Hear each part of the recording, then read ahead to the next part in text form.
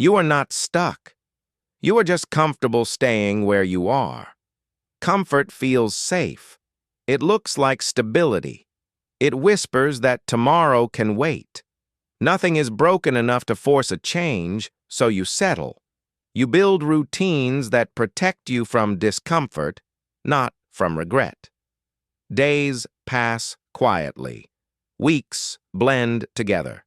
Life does not collapse. It simply shrinks. This is how comfort works. It asks for nothing today and charges interest later. You tell yourself you will move when motivation arrives, when clarity appears, when conditions improve. But comfort numbs urgency. It turns potential into background noise. You stay busy, not better. You stay informed, not transformed. You consume more ideas than you execute. You prepare instead of commit. There's a moment every man recognizes, but rarely names. The moment you realize you could do more, yet choose not to. Not because you cannot, because you don't have to. Comfort rewards avoidance with calm. It punishes courage with friction. So you wait, you scroll, you plan, you delay. Understand this clearly. Staying comfortable is still a decision. Not choosing is choosing. Time keeps moving whether you do or not. And slowly, the cost shows up. Energy fades, standards lower. Self-respect erodes in small, quiet ways. Change does not begin with motivation. It begins with honesty.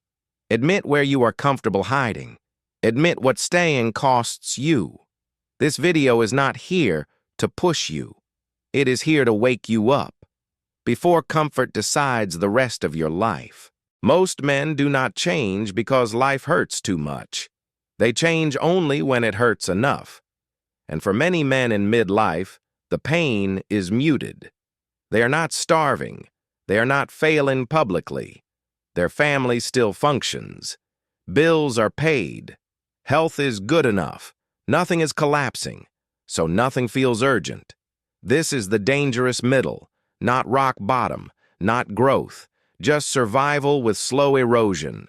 Comfort cushions the fall. Responsibility distracts the mind. Routine numbs the warning signs. You tell yourself you'll fix things later, when work slows down, when the kids grow up, when you have more energy. But later, quietly becomes never. Midlife pain is subtle. It doesn't scream. It whispers. It shows up as constant fatigue, shorter patience, lower standards, dreams you no longer talk about. You adapt instead of confront. You normalize what should alarm you. You call it being realistic. But realism unchecked turns into resignation. The truth is simple and uncomfortable. You are not changing because the pain has not crossed your threshold. Yet. The danger is not that life will suddenly fall apart. The danger is that it won't. You can live decades slightly disappointed, slightly tired, slightly disconnected from who you thought you'd become. Change does not require dramatic suffering. It requires awareness before damage becomes irreversible. This stage of life does not ask for intensity. It asks for courage. The courage to feel the pain you've been avoiding before it decides for you. Pain rarely arrives all at once. It accumulates quietly. That is why enough pain usually comes too late. At first, the damage is invisible. You miss workouts, but you feel fine. You sleep less, but you still function. You eat poorly, but nothing hurts yet. So you assume you have time. Small compromises feel harmless. Skipping today becomes a habit. Lowering standards feels practical. You tell yourself this phase is temporary. But temporary patterns have a way of becoming permanent. Your body adapts before it breaks. Your mind rationalizes before it resists. Your life adjusts downward so slowly you barely notice. Pain doesn't show up as an alarm. It shows up as erosion. By the time pain becomes obvious, The cost is already high.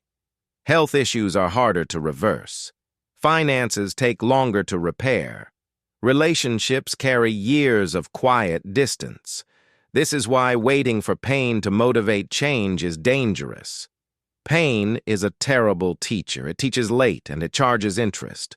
Most men don't realize this until they look back and see how long they waited, how many warnings they ignored, how much strength they traded for comfort. The real mistake is not weakness. It is delay. Change works best before pain becomes unbearable, when the damage is still optional, when the direction is still flexible. You do not need to suffer to justify changing your life. You need clarity. Clarity that what feels tolerable today may be irreversible tomorrow. Wise men don't wait for pain to force them. They act when the warning signs are still quiet. If pain comes too late, then waiting is no longer an option. The question becomes simple. How do you create enough pain before life does it for you? The answer is not punishment. It is contrast. You don't need to destroy your life to wake up. You need to see clearly where it is heading. Most men avoid pain by avoiding comparison. They don't look closely at who they are becoming. They stay vague. They stay busy. Clarity creates pain. Honesty creates friction. Sit with the future you are building at your current pace. Not in theory, in detail. Your health in 5 years, your energy in 10, your finances if nothing changes, your marriage if patterns stay the same, your self-respect if you keep choosing comfort. This is controlled pain. It is intentional discomfort. You stop numbing yourself with distractions. You stop softening the truth. You stop saying, "It's not that bad," because it is bad enough to act. Then you raise the cost of staying the same. You set non-negotiables. You track what you avoid.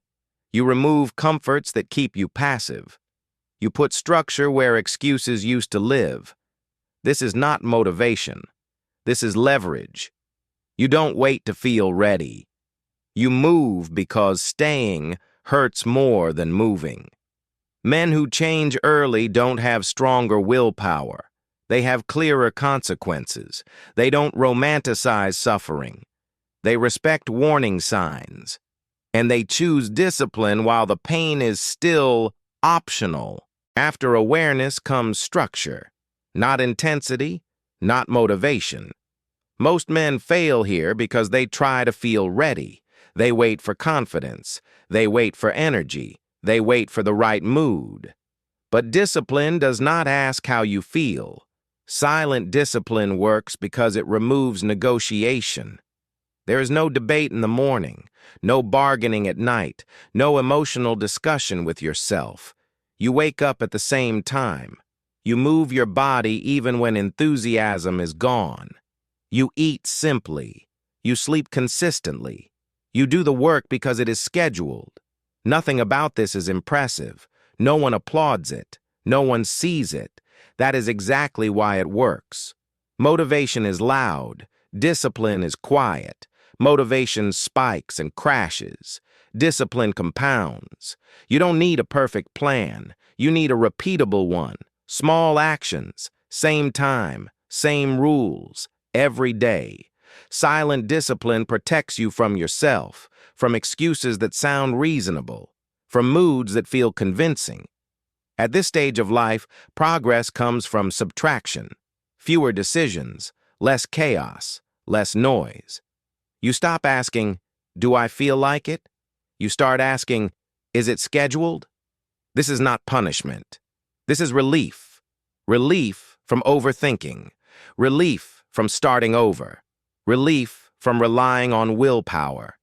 Men who rebuild their lives don't do dramatic things. They do boring things consistently.